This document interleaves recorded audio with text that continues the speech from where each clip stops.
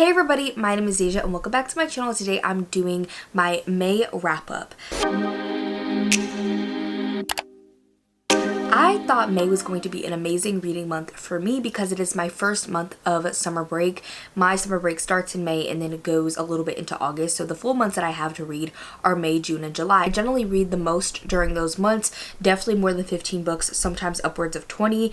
All of like the records that I've hit for myself, like personal records of like the most I've read in a month have been during the summer. But this month just wasn't it. I've been trying so hard to get out of my reading slump. It started a little bit in March and then definitely hit in April, and I was trying to get out of it in the beginning of May. I thought I was getting out of it, and I think unfortunately it's still lingering around. So hopefully in June that will be the month that I'm able to like really buckle down and get some books read, because it's not that I don't want to read, it's just that I get distracted by other things, and also I'm like pretty busy this summer, so that as well. But I'm hoping in June I'll be able to get some books read. With that being said, I ended up reading 11 books in the month of May. 4 of those were by BIPOC authors, 3 had queer representation, 1 was a reread, and then I read 3,785 pages. For genres, I read 1 dystopian, 1 fantasy, 1 historical fiction, 4 horror, 1 literary fiction, and 3 thrillers. I'm really happy about the horror because the most horror that I read this year was in January with 5 books, and then in February I read 1, in March I read 0, and in April I read 1. So for like the past 3 months I've barely been touching horror, and I love horror in the summer, so I'm hoping that I'll be able to read a lot more coming up. And then for format, I had 3 audiobooks, 1 ebook, and then 7 that were hybrid. Audience, I had 6 adult books and 5 YA books. I also find this interesting because I feel like this year I've been getting a little bit more back into YA, which is something I kind of thought I left in the past, but I found out that I really love YA thrillers. I think that they're so fun usually, so I definitely have a couple on here. And then I have a couple other books that were chosen by my TBR jar that I do own, because I own quite a bit of YA compared to what I generally read. So that's kind of why the YA is so high this month. And then for ratings, I had 2 2-stars, 1 2.5, 4 4-stars, 2 4.5 stars, and 1 5-star. I feel like this month was like the month of 4 stars for me. I know I only had 4 4-stars, but I literally had like all of them back to back, so that was kind of crazy. And then also I had 2 2-stars this month, which is kind of crazy because I think the most that I've ever had this year was 1 in a month. So the fact I had 2 this month was a little strange. The lowest that I generally give a book is 2 stars because I kind of see the positive and everything. I don't normally like read books that I really hate either, so it's really unlikely for me to give a book less than 2 stars, because generally there is something that I'm like, okay, like that was okay, so it's not a 1 star, so I generally give it 2 stars. And then for type, I had 9 novels, 1 novella, and 1 short story collection. And then for author status, 1 was a debut author, 4 were new to me, and then 6 were repeat authors. So a lot of repeat authors this month, probably because during this month I started filming a reading vlog where I read my most anticipated releases of the year, and a lot of those are by authors that I've already read before, hence why they are my most anticipated. I ended up not being able to finish the reading vlog in May, so that will be posted in June once I wrap up. So I'm probably not going to go too in depth with those books, just so y'all actually want to watch the reading vlog. But I still have 3 books for that reading vlog to go, so there's plenty for y'all to watch over there, even if I review the books here. So you guys should definitely check out that video when it comes out, because I'm really excited for it to be done and posted. I also wanted to say that I did put out another reading vlog this month where I read books from my TBR jar, if you want to check that out as well. That was a really fun reading vlog, so more of my thoughts will be there, but obviously I'll talk about those books here as well. And honestly, that kind of added to the fact that I read 9 books that I physically own this month, so 9 out of the 11 I physically own, and a lot of them have been recent purchases, because I don't know, this year I've been really good about reading books that I physically own, and then also reading books that I recently buy. In the past, I've had a really bad issue of like buying books and then them sitting on my shelves for years, but now I feel like I'm reading the books that I buy pretty quickly. So we are going to go in reverse for this. So we're going to start off with my 2 stars and then work my way up to my 5-star. So this was actually the last book that I read of the month, and unfortunately it is my Patreon book club pick, because I don't think I've really given one this low of a rating. We generally have good luck in my book club, so I don't know what it is, but that is Immortal Pleasures by V. Castro. I was really looking forward to this book because I read Goddess of Filth by this author last year and I loved that one. Like, it is so good. So I was really looking forward to this one and it just really disappointed me. We follow our main character, who is this ancient Aztec vampire. We follow her mostly modern day, and she is actually like an antiques dealer type vibe. She buys antiques specifically related to like her civilization back when she was first born, and she tries to like reunite them with the people that they came from. So we follow her as she's kind of going about her life. I think she goes to Dublin and she ends up meeting a human man and also a vampire man as well, and having romantic relations with them. But then someone from her past is also starting to come back, because what happened to her back in the day was that she was just like sold into basically slavery by her mom. She ended up going through a bit and then becoming a translator for this guy Hernan Cortez, who was a colonizer who brutalized the Aztec Empire and really hurt her civilization. And because she was a translator for him, a lot of her people saw her as kind of like a traitor, but she was just trying to survive, honestly. A lot of horrific things happened to her as well. She ended up becoming a vampire, and now that she's a vampire, she's really about revenge. Like, she's trying to avenge herself and then also her community that was impacted by colonizers. So this book, I really enjoyed the discussions about like her past, what she went through. We get flashbacks about it, and I also enjoyed like the commentary on colonization and the harm done specifically against women. I thought that was really interesting, but everything else in this book I did not like. Specifically, the writing really bugged me in this book. And I don't know why, because Goddess of Filth I really liked, but this one, the writing was very different. I will say that this book, it is kind of like a historical horror fantasy. That's like what I would describe it as, but this has so many sex scenes in it, like literally off the charts ridiculous. And like, this has more sex scenes in it than a lot of romances that I've read, and I'm not like a oh my god, like smut, like let me hide my eyes. Like, that's not me. If that's you, that's fine, but that's not me. But in a horror book, I feel like the sex scenes need to have like more of like a purpose, because obviously in romance books, it's trying to build the relationship between the characters. Okay, cool, whatever. I feel like in horror books, we can still use it to show character relationships, but I feel like most of the time it generally has a secondary purpose. And this book, I feel like there was a lot of no purpose to the sex scenes, especially because like after one, we got the general idea of what was going on, and we didn't need constant repetitive sex scenes, especially ones that literally talked about anuses clenching like sea anemones trying to catch prey. I'm sorry, the quotes in this book about the sex scenes were disgusting and horrifying, and not in like a cool, like, I don't know, even like an Eric LaRocca way, I'll say. Like, his books can be very gross, kind of disgusting, sometimes have a little bit of like sexual tension in them, whatever. That's different. His books, I feel like it has a purpose, it has a meaning, it's grotesque, but it's for a reason. In this book, the sex was not supposed to be the horror of the story.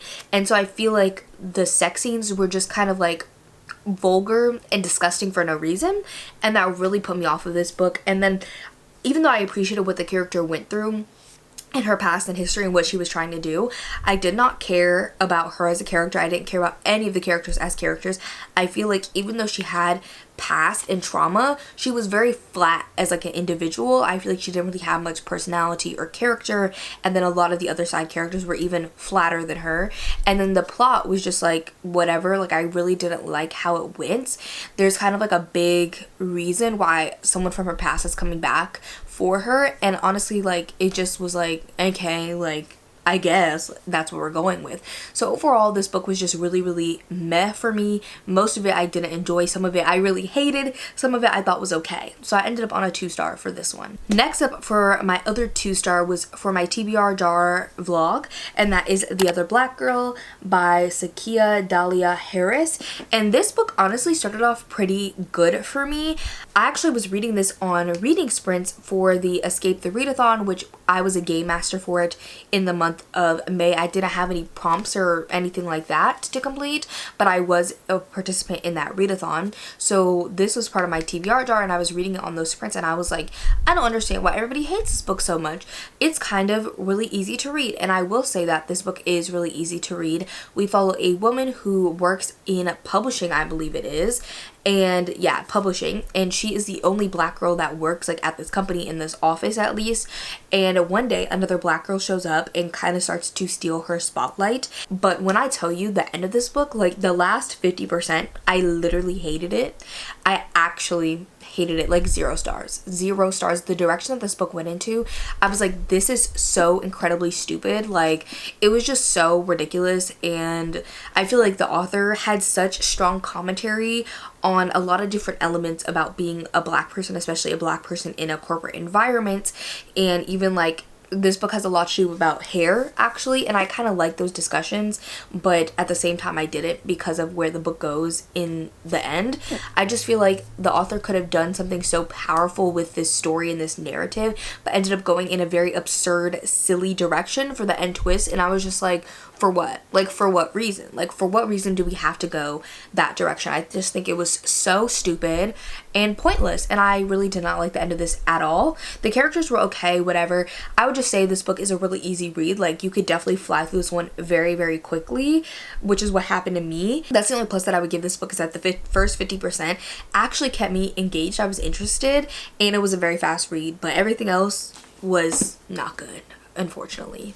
And then next, moving on to my 2.5 star, I have A Song Below Water by Bethany C. Morrow. This one was also for my TBR jar vlog. So, you know, the vlog didn't go the absolute best, considering I had 2 books that I didn't really like, but it was still such a fun vlog. And like, I was like moving out of school, moving into here, so that was just really fun for me to film.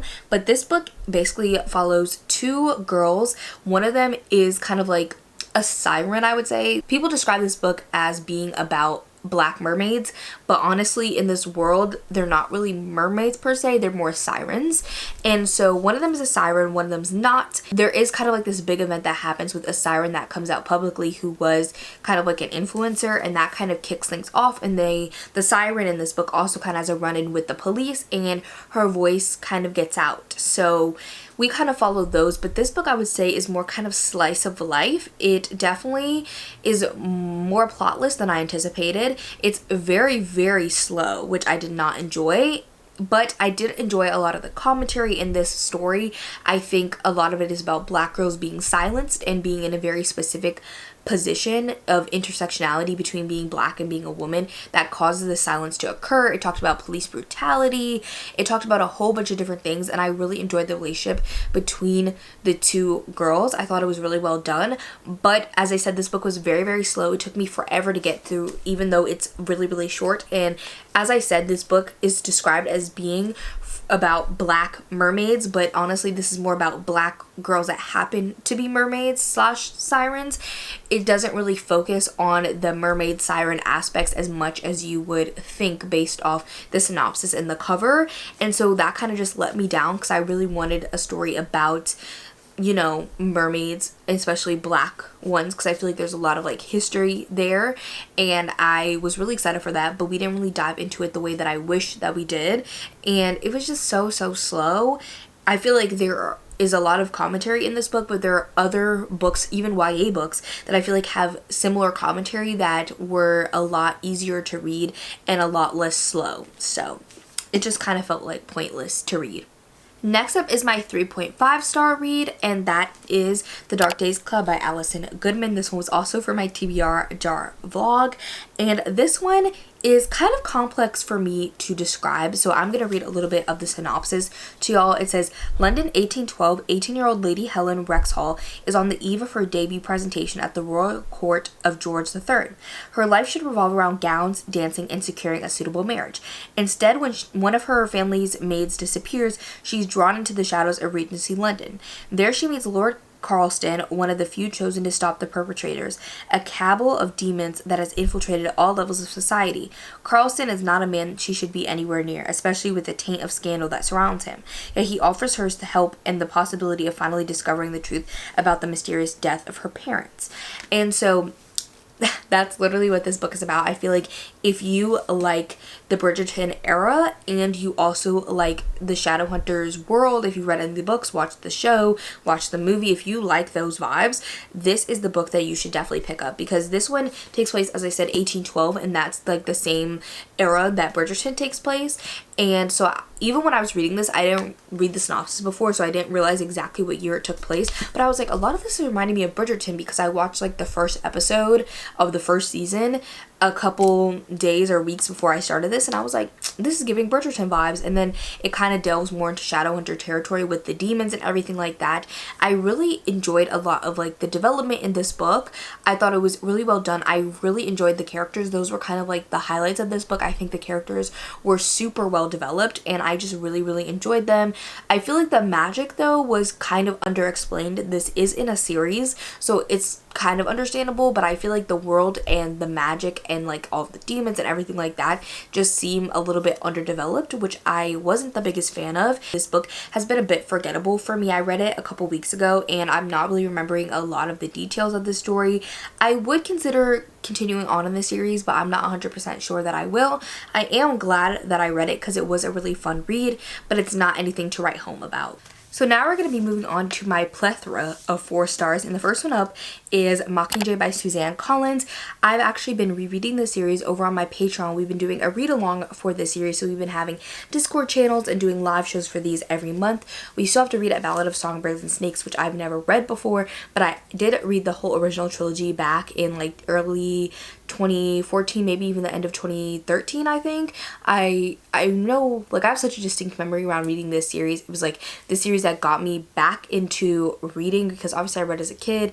I stopped reading for a couple years during a big transition in my life, and then I got into this series and here we are now. So this series has a big place in my heart, but I've never actually reread it since I first read it over a decade ago. So I've been really happy to reread the series. This one is my least favorite in the series. I think originally back when I first read it, I gave this book 3 stars. I ended up giving this one 4 stars, but I know that I believe the first book I gave 4.5, then the second one I gave 5, and then this one I gave 4. So it is my least favorite in the series. If you don't know what this whole series is about, which I'd be surprised because obviously these were super popular back in the day, the movies are extremely popular as well. So yeah, but we follow Katniss Everdeen in this world of Panem. And there is 12 districts in the capital, and every single year the capital picks a boy and a girl from each of the districts to compete in this game called the Hunger Games. And basically the children are just fighting to the death, and the last person standing wins the Hunger Games. And so we follow Katniss Everdeen, and she is like 16, I think, in the first book, and her sister Prim, who is younger than her. This is her first year being entered into the Hunger Games, and of course her name gets chosen. So Katniss steps up and volunteers as tribute to take her sister's place in the Hunger Games. And so she ends up competing in the first book in the Hunger Games. And then we follow the rest of the series. And this series has a lot of big themes about revolution, and I really appreciate all the commentary in it and how timely it really is, especially seeing everything with like Gaza right now and like every single genocide that's going on in the world right now, especially like I think I was reading this around the time of the Met Gala, so like seeing those two things contrasted, I was like, this is literally the Hunger Games and this is the Capitol people. So like that was kind of crazy.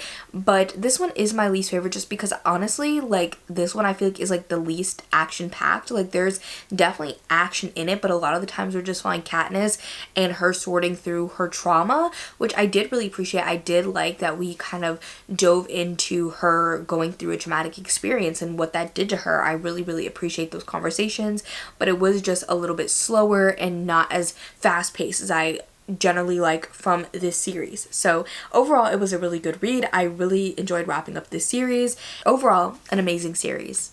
Next up for my 4 stars is Chlorine by Jade Song. I don't know why there's like this little tab in here. I bought this from the used bookstore and it came with this little tab, but I'm gonna take it out. So this is a horror book and it's very interesting because we follow our main character Ren, and she is a swimmer. She spends every single day at the pool. She has a coach and her teammates and her family that she all has basically trying to please. Like she's trying to please all of them and keep them all happy.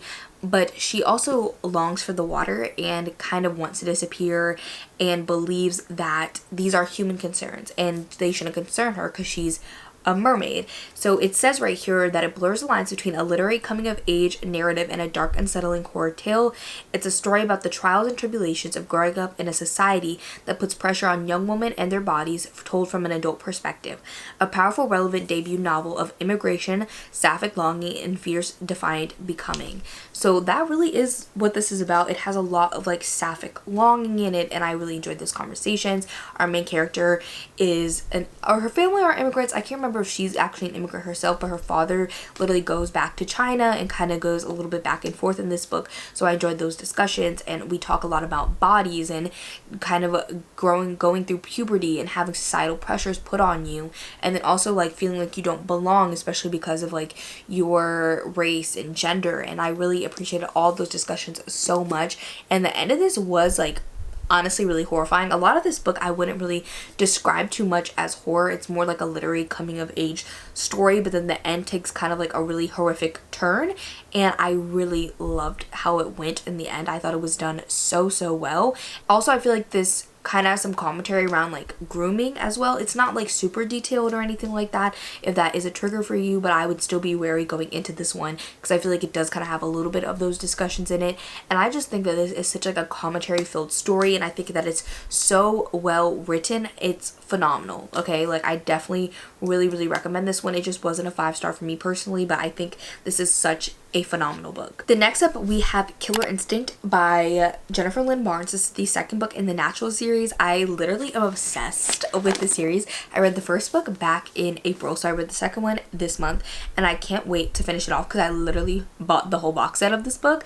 I just love this series. It's basically like YA Criminal Minds. That's how everybody describes it, but that's literally how it is. We follow our main character Cassie, and she ended up losing her mother. Like her mother disappeared, but there was like blood and stuff around, and like Cassie saw it, so like everybody thinks that she's dead and everything like that. And she has this natural ability for reading people, so she gets recruited by the FBI to participate in this program where basically they take teenagers who have specific gifted abilities and they use them to try and solve cold cases. But in the first book, somebody starts to kind of terrorize her. They believe that it might be the person that killed her mother. They're kind of now involved in like an active case. I love the characters in this story. It's so fast paced and quick to read. I just really like have such a good time reading these books. They're so entertaining and just so fast to read. Like I cannot put them down when I read them. I generally finish them in 1 to 2 days because they're just so delicious. Like I just eat them up. Okay, like I literally eat these books up. They're just so fun. They're just so fun. Moving on to the last 4-star, which is also a YA thriller book, and that is The Reappearance of Rachel Price, which is also in my reading anticipated releases reading vlog that's coming out in June. I love A Good Girl's Guide to Murder by Holly Jackson. It was literally like my brand book when I first started my channel in 2020, and I still love the book. I haven't finished the series yet because I'm scared. People say the last book sucks, so I'm kind of nervous, but I did read 5 Survive, which was her standalone release last year, or was it in like, I remember I read it January of 2023, so it might have come out 2023 or late 2022, and then this was her release this year. This one we follow 18-year-old Belle, and she's kind of lived her whole life in the shadows of her mother's disappearance, because when Belle was a child, like before she can even remember, her mom ended up disappearing, and they found Belle in a car just like locked in with the air on and everything because it was winter, but she had like the heat on and everything. So they're like, where did the mom go? Like Belle's still here, but Rachel is gone. And so her dad ends up literally getting put on trial for her murder. He spends a lot of time in jail, but he's found not guilty, so he and Belle go back to having a regular life, but they decide it's finally time to kind of talk about everything, and they agree to do a documentary. So there's a lot of different people in the documentary, like not just Belle and her dad, but like her uncle, her aunt, her grandparents, her cousins, like the whole family is kind of involved in this documentary and in this book. And also even Rachel's mom is kind of makes some appearances in this book, but then one day Rachel just ends up showing up, and I think the disappearance happened 16 years ago. So Rachel's literally been gone for 16 years and ends up just kind of like showing up in the middle of them filming this documentary, and they're like, what the hell, like what's going on? And she claims that she was being held captive by this man in a basement and was just like let go. And Belle does not believe her mom. She feels like there's a lot of evidence that her mom kind of planned her disappearance, or like that things are just not adding up correctly in her mom's story. So she begins to kind of investigate and look into what happened herself, and this takes a turn. I feel like this book is honestly like a little bit slow, and that's why it was not like a 5-star or higher. So I honestly would give this one 4.25 stars, but I feel like it's closer to 4 than a 4.5, so I rounded it down to 4. This one I feel like was a little bit slow in the beginning. It is long. I think the audiobook is like 18 or 16 hours, I can't remember, and it's over 400 pages. For a YA thriller, that's definitely long, but I feel like this talked a lot about family dynamics and relationships, and that's really what this book focuses on, and the end twist had me shook, shaken, gagged, gooped, grumped, quickly my prompts like I was shook and shaken and stirred. Okay, the end of this book is so good, like a 5-star top tier end. So I just had to give this book a 4-star because it was so good, and it did keep me engaged throughout the entire story. And I like the characters in this book a lot. Like Holly Jackson really does know how to write, and I enjoy this book a lot more than 5 Survive, because I feel like that one was trying to be more like action-y, but I feel like this one is more similar to A Good Girl's Guide to Murder. Even though this one's not mixed media, it does have like the documentary in it, and I feel like that's similar to the podcast and A Good Girl's Guide to Murder, so it reminded me a lot of that.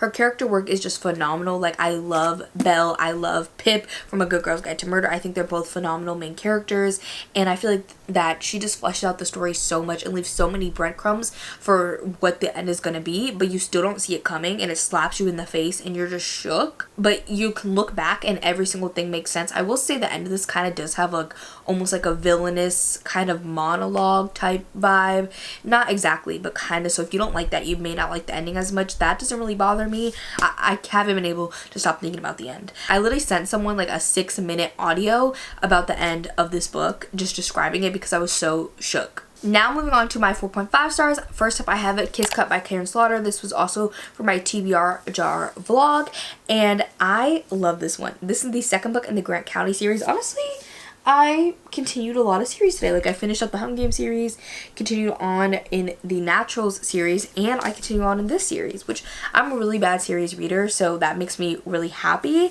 But this one is the second book, as I said, in the Grant County series by Karen Slaughter. In this book, we basically follow two main characters, Sarah and Jeffrey, and they're actually divorced. They used to be together, but now they're divorced. And Sarah is actually the town's pediatrician, but also the medical examiner because it's so small. And Jeffrey is like the police chief detective person. So each of these books follows a different like horrific crime that takes place in this town and how these two are involved with it. I would say this one honestly has a lot to do with like child abuse, things happening to children that I'm not going to say because I don't want to get flagged, but like, you know what I'm putting down, okay? And like even genital mutilation was talked about a lot in this book, and I really enjoyed all of those discussions and those topics. I love Sarah and Jeffrey so much.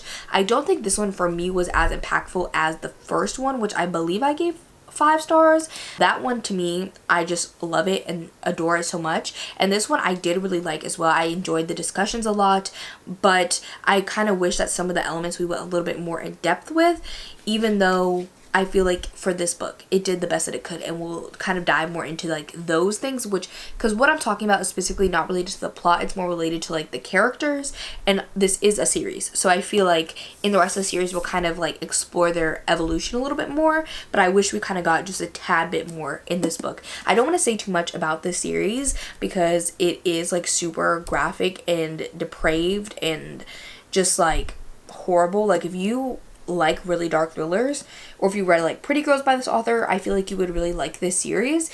You may not like it if you don't like detective perspectives, but I feel like we get more of like Sarah's perspective than we do Jeffrey's, so I feel like that kind of makes it more enjoyable for a lot of other people. But I just really love the series so much. It is so good, and the stuff that happened in this book was horrific. Yeah, it was horrible. My other 4.5 star read was This Skin Was Once Mine and Other Disturbances by Eric LaRocca, which is Eric LaRocca's new short story collection. And if you don't know, I love Eric LaRocca literally so much. I have a whole guide to Eric LaRocca on my channel if you want to check that out. It's not like completely up to date because I think I put it out last year, and he's obviously has like this release and maybe one other that I didn't talk about in that video, but it's still pretty comprehensive. So if you want to check it out, I would love to see you over there. I really enjoyed this collection a lot. It's not my favorite collection from Eric LaRocca, but it definitely has stories in it that I've been thinking about for a long time. This one's also for my reading anticipated releases video. Obviously, it's a short story collection. There's 4 stories in it, so I can't talk too much about each individual story or like even the collection too much because I feel like it kind of spoils the story since they're so short. But I will say the first story, This Skin Was Once Mine, I gave 4.5 stars. Seedling, the second one, I gave 3.5.